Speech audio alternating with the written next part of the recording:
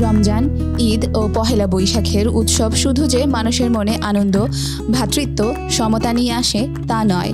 এই উৎসব চাপে থাকা দেশের অর্থনীতি কিছুটা হলেও চাঙ্গা করে। বিশ্বের অনেক দেশের অর্থনৈতিক অবকাঠামোতে উৎসব গুরুত্বপূর্ণ ভূমিকা পালন করে।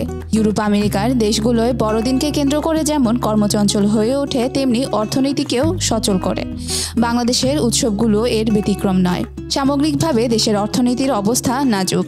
গ্যাস, বিদ্যুৎ সংকটে শিল্প কারখানায় উৎপাদন কমেছে। ব্যাংকগুলো আর্থিক অবস্থা খুবই খারাপ। দেউলিয়া থেকে বাঁচতে একাধিক ব্যাংকে একত্রিত করা হচ্ছে। গ্রাহকরা ব্যাংকের ওপর আস্থা রাখতে পারছেন না। সংসারে অর্থনৈতিক টানাপোড়েনে বেহাল দশায় মানুষ। সংসারের বিলাসিতার খরচ কমিয়ে দিয়ে খেয়ে পড়ে টিকে থাকার চেষ্টা করছে। এমনকি নিম্নবিত্ত ও মধ্যবিত্ত পরিবারের খাবারও কমিয়ে দিয়েছে। বৈদেশিক ঋণগ্রস্ত রাষ্ট্রের মানুষের যখন ত্রাহি অবস্থা, তখন ঈদকে কেন্দ্র করে গতিহীন অর্থনীতিতে কিছুটা হলেও গতি ফিরেছে। সর্বত্রই লেনদেন বাড়ছে। এই আনন্দ উৎসবের সবচেয়ে বড় অনুষঙ্গ হলো ঈদের কেনাকাটা। এই উৎসবের সঙ্গে তাই অর্থনীতির রয়েছে নিবিড় সম্পর্ক।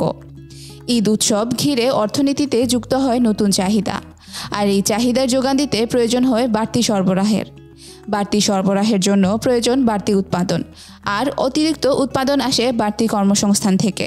সরকারি বেসরকারি চাকরিজীবীদের উৎসব ভাতা, প্রবাসীদের পাঠানো রেমিটেন্স এবং জাকাত ফিতরার কারণে বাজারে টাকার সরবরাহ বেড়েছে।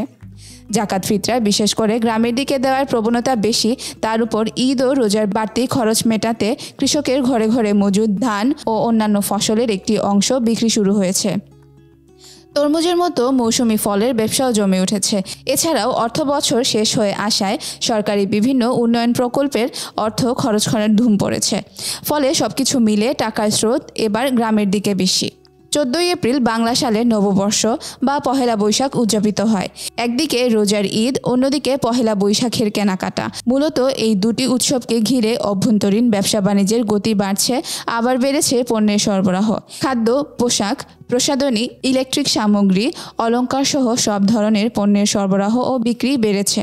ফুটপাত থেকে শুরু করে অভিজাত শপিং মলে পর্যন্ত বেড়েছে বেচাকেনা। কেনাকাটা বাড়ছে অনলাইনে, অর্থাৎ বাড়তি টাকা বাজারের চাহিদা তৈরি করছে। এভাবে ঈদ অথবা বৈশাখ এলেই প্রতি বছর দেশের অর্থনীতির গতি বৃদ্ধি পায়। সংশ্লিষ্টরা আশা করছেন এবারের ঈদ ও পহেলা বৈশাখে অন্তত 2 লাখ কোটি টাকার বাণিজ্য হবে। তাই আমরা সবাই আশাবাদী, পোশাক, জুতা সহ বিভিন্ন ভোগপণ্য, পরিবহন, পর্যটন, আপ্যায়ন, বিনোদন সহ বিভিন্ন খাতে ঈদ উৎসবের প্রভাবে দেশের অর্থনীতি গা ঝাড়া দিয়ে উঠুক।